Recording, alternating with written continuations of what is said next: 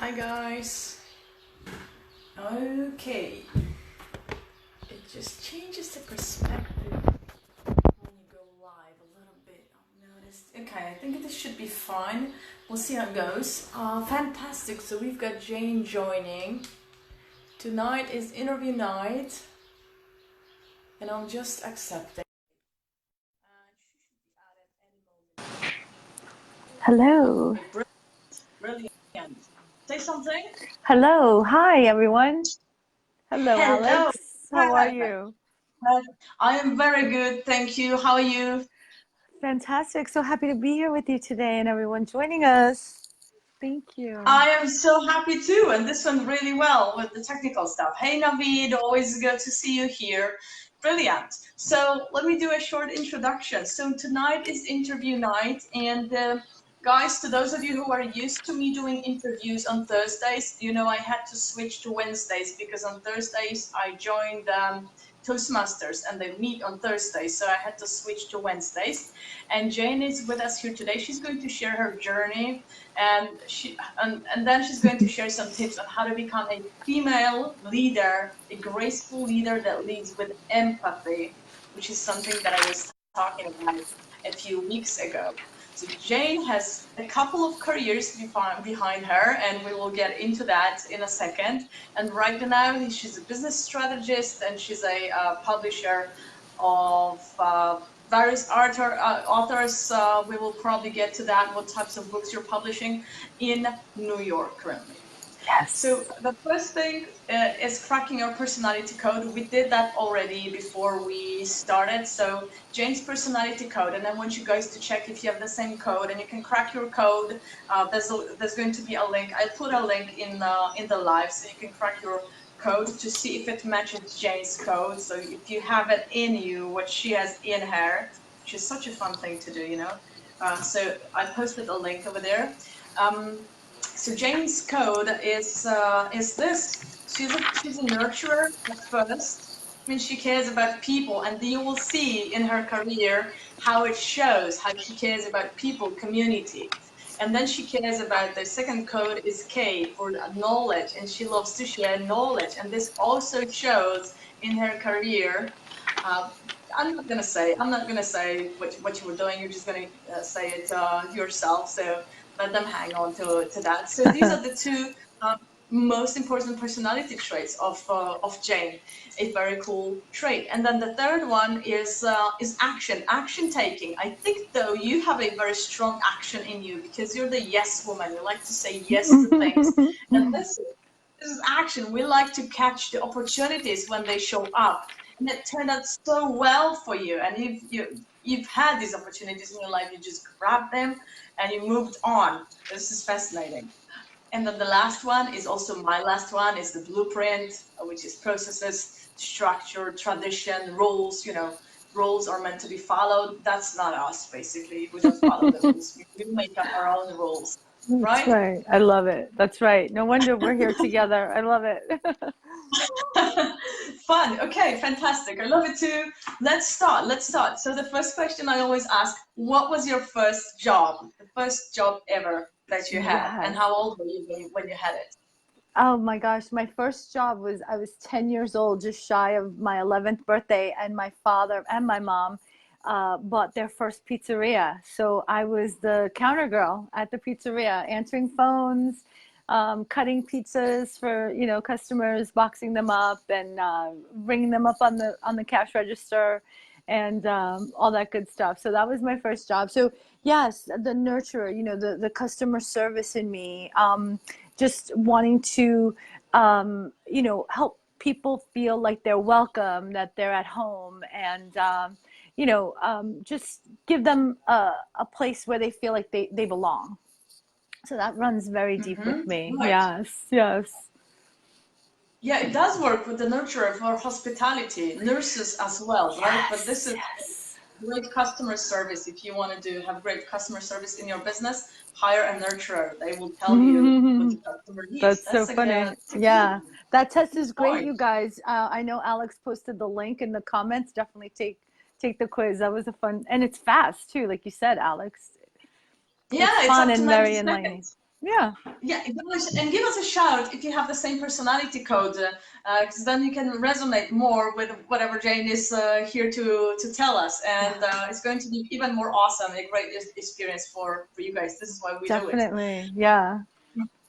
Right. Okay. So let's get on. So let's get on to your career. What was in plans like when you were, a teenager? What did you study? What was your plan for life then when you were, Yeah. young and didn't know what's coming? Right. So then touching upon the knowledge area, I wanted to be an attorney. I just loved learning and reading and sharing what I would learn and read with people, especially my brother and my friends in the neighborhood and whatnot. And so there was like that teacher aspect to me ever since I was a young girl. But then, yeah, I wanted to go on to law school after high school. So I went to college. I was a criminal justice major. And when I graduated college, that was actually the same day that I got engaged to my now husband. We've been married over 25 years now. And Wow. yeah, yeah. And And you so, mentioned to me, we need to mention that you're still in love with him, and it's like the best relationship, even though you you were know, sick in the meantime, right? yes, yeah. I mean, I always say we're still the same two idiots that met way back when, all those years ago. So, nothing's That's changed. beautiful. We're just still having fun. And now the difference is that we have two kids that, take all our money and eat all our food in the refrigerator. So basically, yeah, very blessed, very blessed. Yes. Right. Yeah, this is so important because when I was talking to you before the interview, you showed so much integrity, and I really loved that. Like in every area of your life. Hey, Scotty, good to see you here. So that you put all your heart into doing anything, and it shows in the Oh, results that you get. So you put your heart thank into your you. marriage, and it works. And you're putting your heart into your businesses, and they work too. So I like to underline that we Thank have all you. these areas of life Yes. and we need to put our heart into all of them so that they work and we're beautifully balanced and happy, like your face is so happy. Aw, thank you. Yeah, I really, and that is the secret, really. And I find myself when I'm trying to figure out my next step, it's get out of my head and really go into my heart, really tap into logic is great, structure is great, following a formula is fantastic. We need all that. But at the same time, you have to really follow what's best for you and no one else. And as women, we're taught from such a young age that, we have to do what's best for our family. And of course, if you're married, follow and do things in alignment with your husband and your kids and following that. So, for me, I found myself in a place in my life back in 2007, 2008, where I wanted to do something different, but I was also tethered to my family. My Yeah. kids were still in school. My daughter was finishing up middle school. My son was still in elementary school. And I just had this desire, like I couldn't wait for my life to begin. And so in my mind, I had made this decision, again, logically, that I would wait until my kids were finished with school. Then I would have my freedom.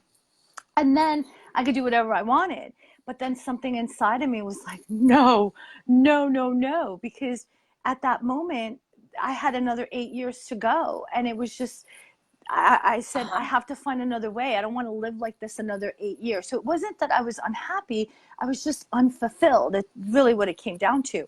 But then again, I had that sense of, that nurture in me, like I have to take care of my family, that devotion Mhm. to my family, that I felt like I would be betraying them. Or, I just, it was the two extremes. And what I didn't realize was that I could do it all. I would have to find a way to distill my own formula, my own recipe, if you will, and Mhm. and create the life that I wanted that would allow me to fulfill my desires, but also be there and fulfill my role as the mom and the wife and everything else as well. And it's just been such an incredible journey. And to your point, just saying yes, I found that that's really the secret.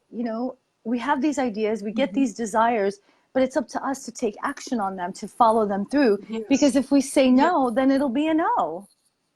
you know? Hmm. It's Yeah. so important what you're saying, because so many women who have families feel exactly what you were going through, exactly the Yeah. same thing. That they feel that they will be betraying. I mean, this is such a powerful, such a negative word, betraying your family, and the guilt that is connected to Right, having right. a career. You know, maybe leaving the house, maybe traveling for work. There's so much guilt connected to Exactly. it. And Exactly. Exactly.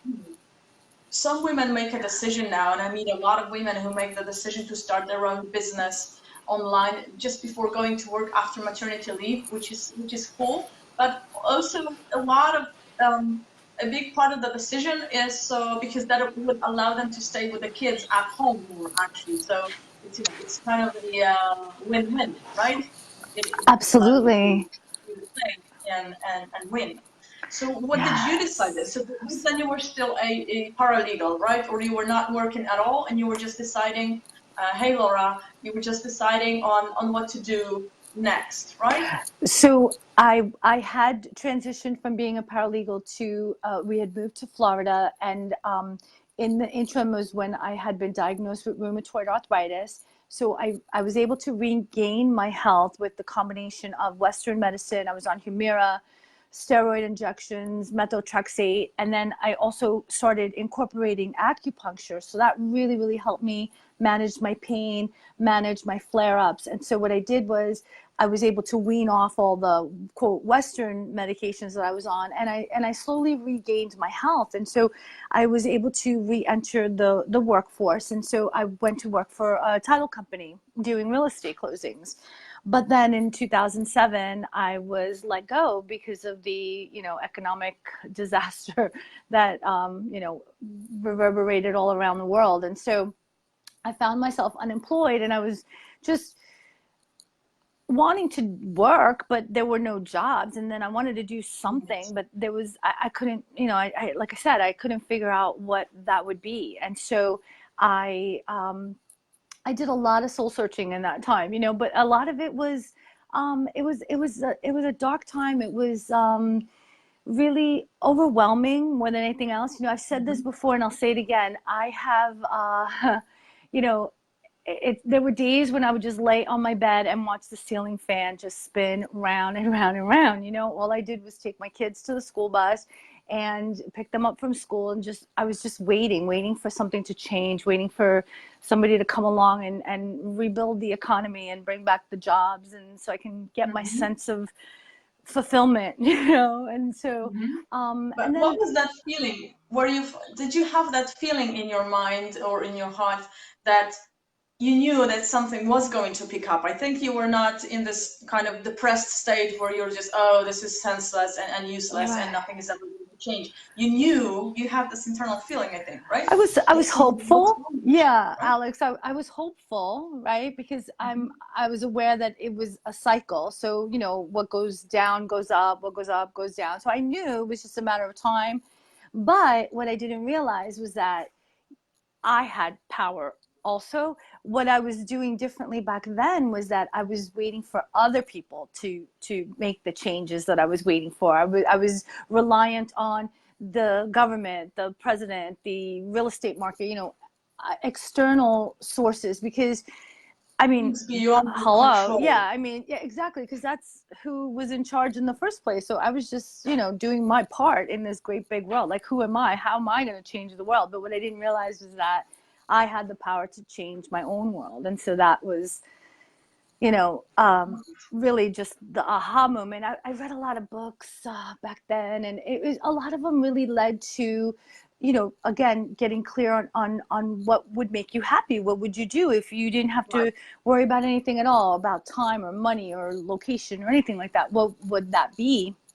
And it was just the most obscure thing ever, because I I I just got this inspiration to make women's aprons. I mean, it came out of nowhere. It came out of frustration, really, because being a stay-at-home mom, so now I'm doing all the cooking, and I just got really tired of like all my clothes getting stains on them. So I was like, I need an apron. So I went to buy an apron, and it was like it barely fit. I mean, it just fit like half of me, and I was like, this is ridiculous. And then the fabric was so flimsy.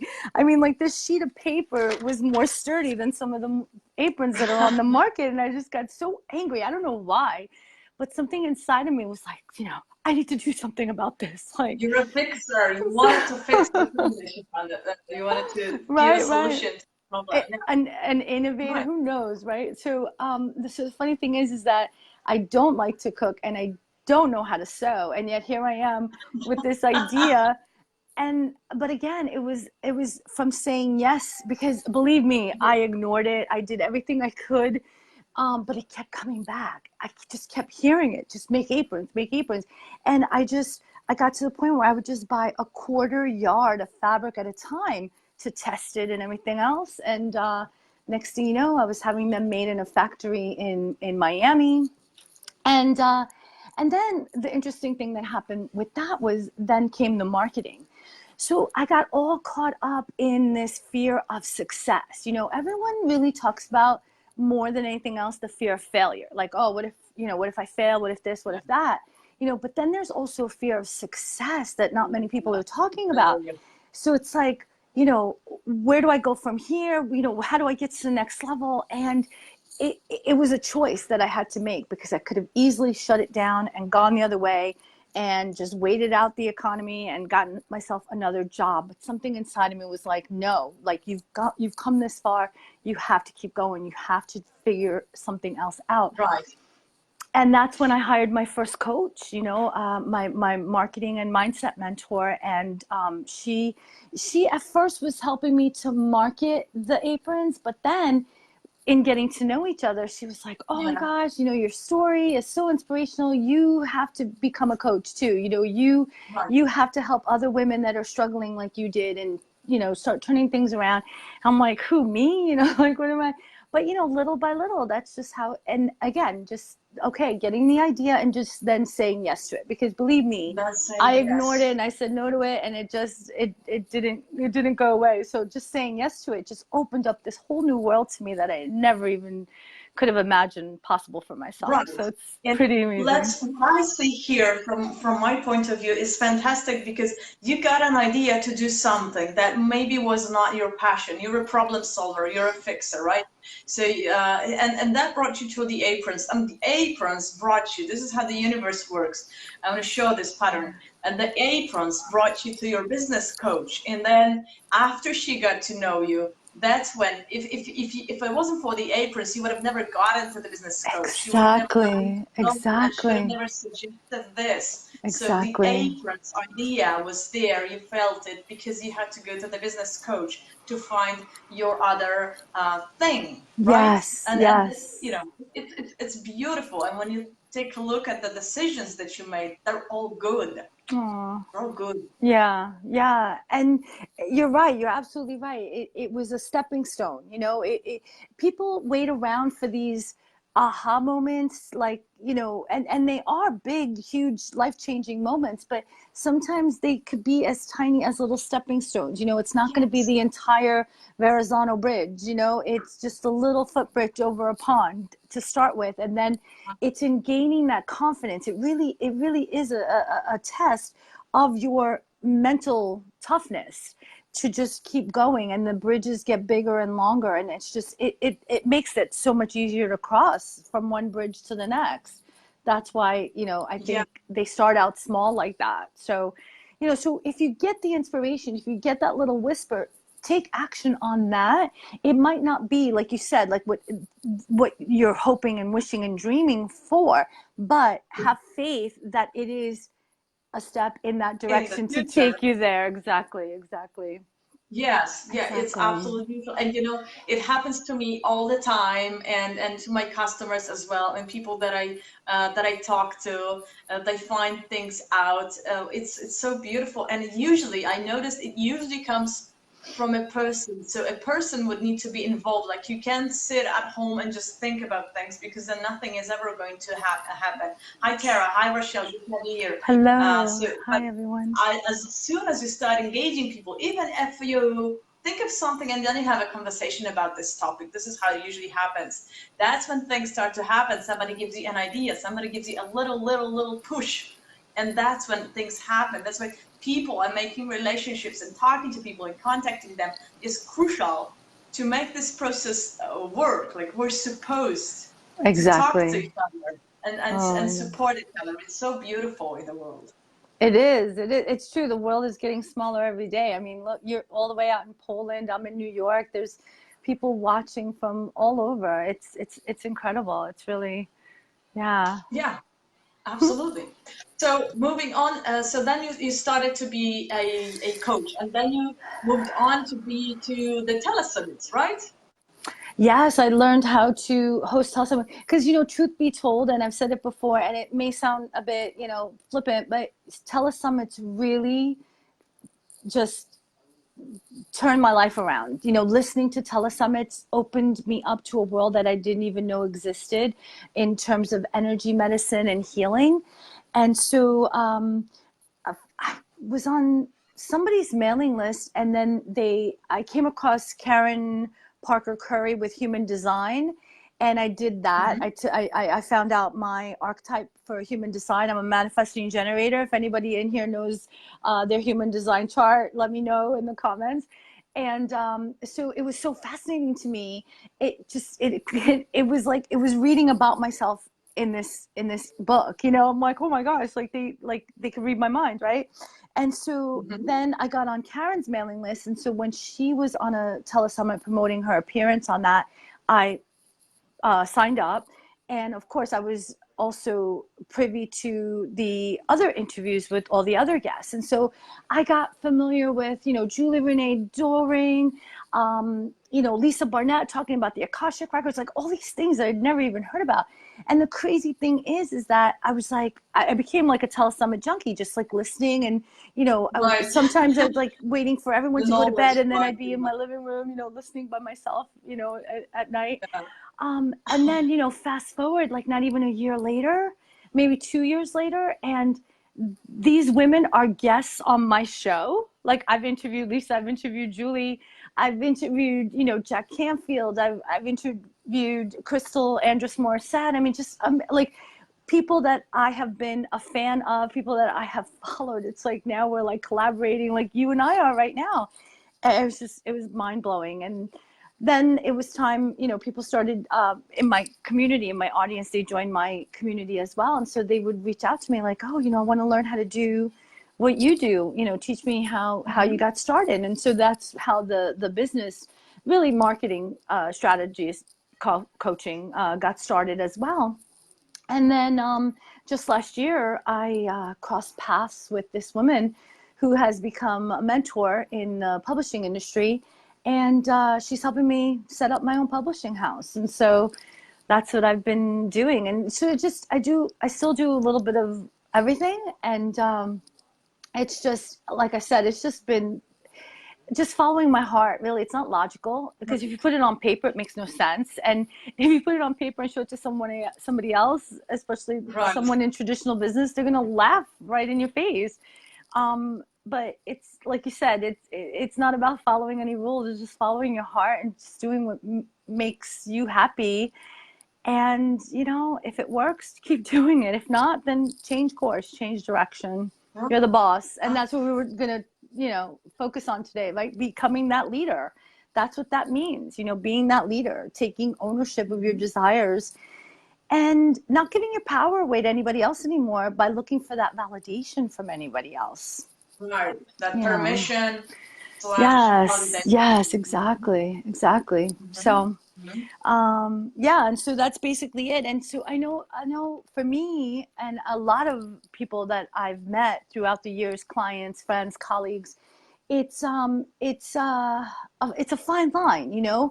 For me, for example, whenever, when I was growing up and I would see a powerful woman, she was very aggressive, very, very Right. rough, very, very masculine, and I just Yeah. rejected that. I didn't want anything to do. Like in The my male mind, energy. yes, Mm-hmm. right. As a teenager, I said to myself, like, if that's what I need to do in order to be powerful, then I don't want anything of it. And so I went in the other direction. I was the like the doormat, the people pleaser, just the one not wanting to rock the boat. And, but you're your your body, your inner self, your higher self has a way of really getting your attention. And so, it was done with me playing small, and it was time for me to step up and really claim my independence, claim my leadership role, and just really step up and become that leader in my life first and foremost. That's beautiful. It's a great story because I want you guys to pay attention because everything seemed to be happening naturally. So, and Jane, you allowed yourself a lot of thinking, like possibly when you were sick and you were not leaving the house or hardly leaving the house. That allows a lot of Yeah, thinking. yeah. And then you allowed yourself during the crisis of 2007, 8, 9. The time to figure out what you wanted to do, to read, etc., and work on yourself, and that work pays off at a later point in time as well. So in order to become this leader, you were just following your heart, and you became it naturally, because what happened is people started to come to you and say, I want to do what you do. So it's like they appointed you to be the leader. And you also said a wonderful thing when we were talking before the interview is the leader. Well, you can be a graceful leader, basically. You can be a feminine leader. And the first thing to do is to be the example. You need to be the example, right? So if you, the kind of leader, Yes. there's different types of leadership, right? But you set the example, and you have a ton of integrity. People are drawn to that. People want leaders with integrity. And Thank the you. integrity can revolve around your character. You don't have to change your character. No, have the integrity and show and walk the talk, basically. And that's what will create you as a great leader. So was there anything specific that you had to learn, like when becoming this leader, like anything that you didn't mention that was really hard, that some piece of work that you had to do on yourself? Because we have some women here who are, for example, in network marketing, who are watching possibly, or will watch, and they they start as saleswomen often, but then they need to become leaders in order to grow their business. So what kind of an advice, what kind of skill set you would say they need to develop, get there?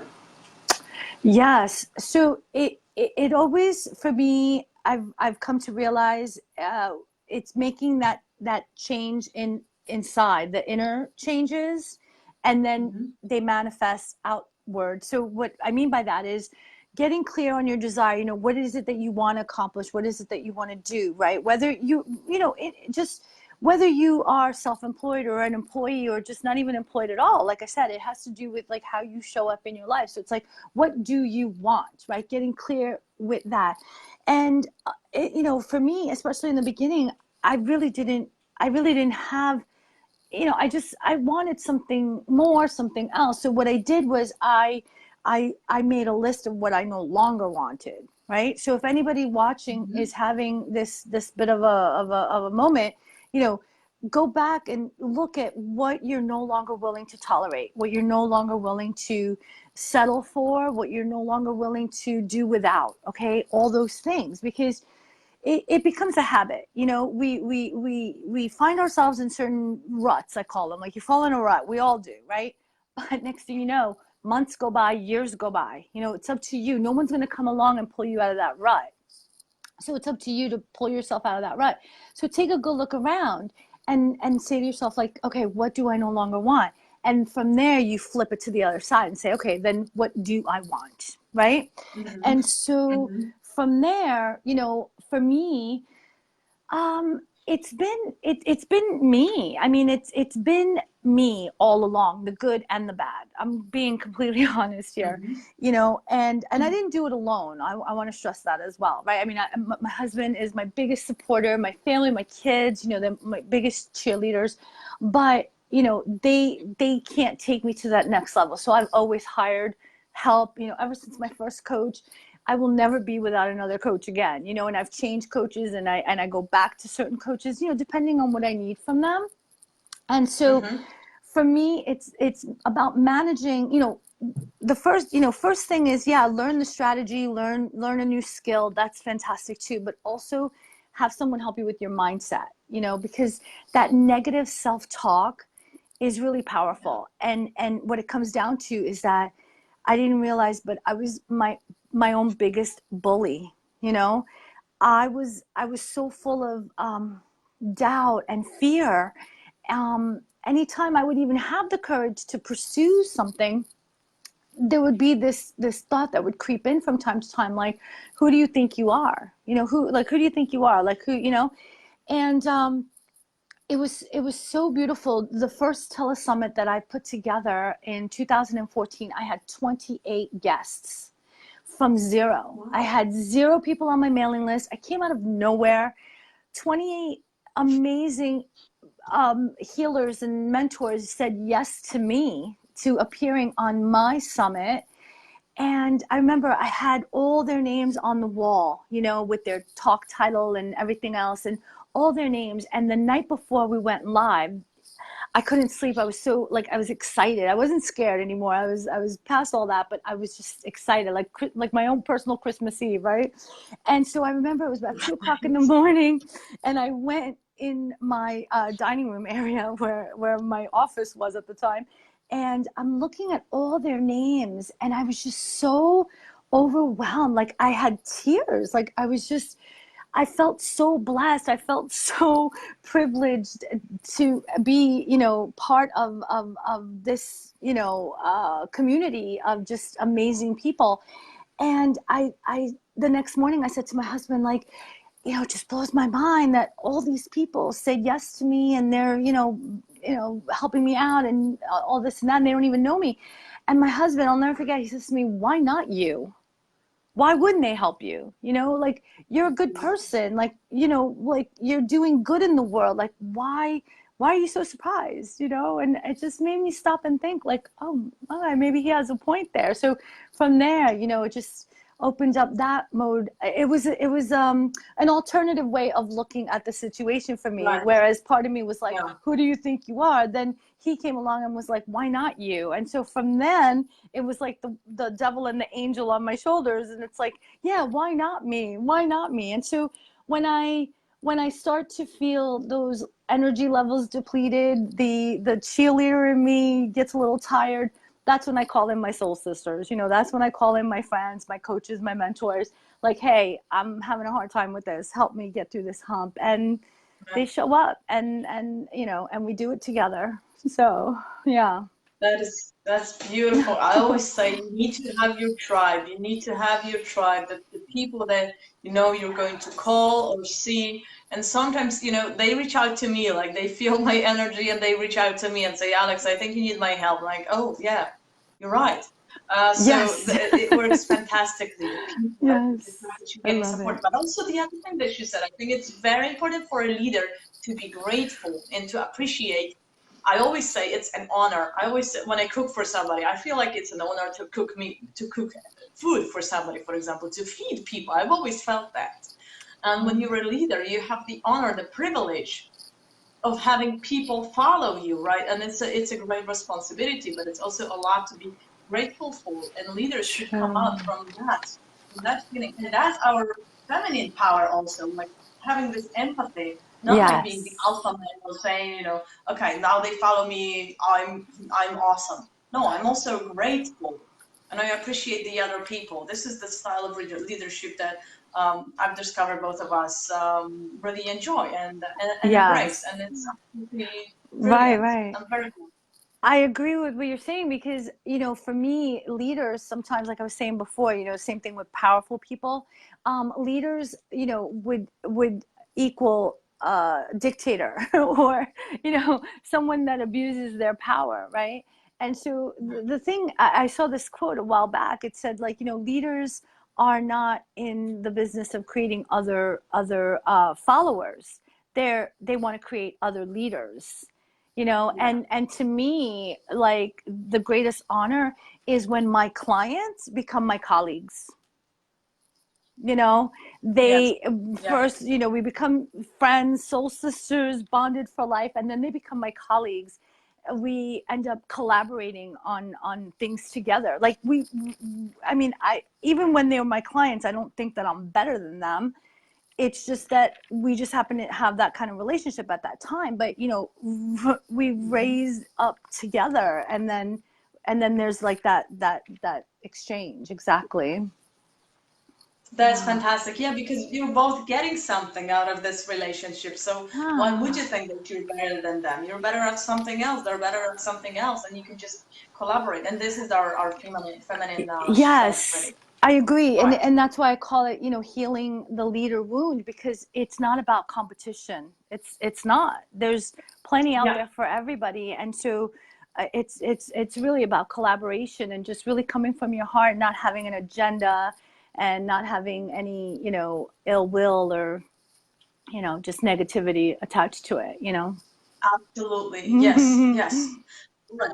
We need to wrap up here. This is fantastic. Thank you. Thank Just you. let us know, how do people contact you and what can they contact you about? Like, what is your area of expertise so that we can know that, and we will post some links probably on how to contact you in the future. So Oh, what is your currently what's on your plate, right? yes, thank you. Well, I have my first group book coming out in the next week or so. It's called Your Inner Evolution, and it brings together 9 incredible women that have really just created lifestyles for themselves beyond their wildest dreams, especially when you consider all the things that they had to go through from a very, very young age. Some of them, as you know, civil war and living under communist rule, and really just you know, debilitating depression. You know, each and every one with their own unique story of triumph, and you know, created, like I said,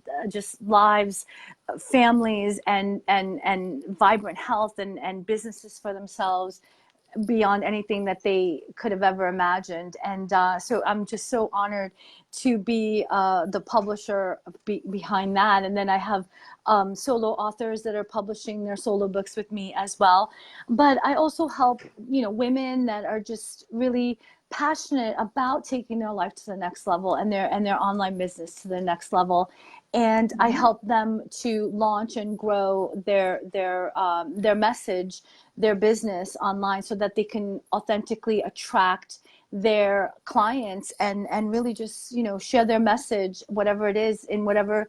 Because, you know, Julie Renee Doring said to me, like, oh, you know, you're quite the healer. And I'm like, me? Like, I'm not a healer. Like, what are you talking about? And I'm like, no, I'm just an empowerment coach. Like, I don't know what you're talking about.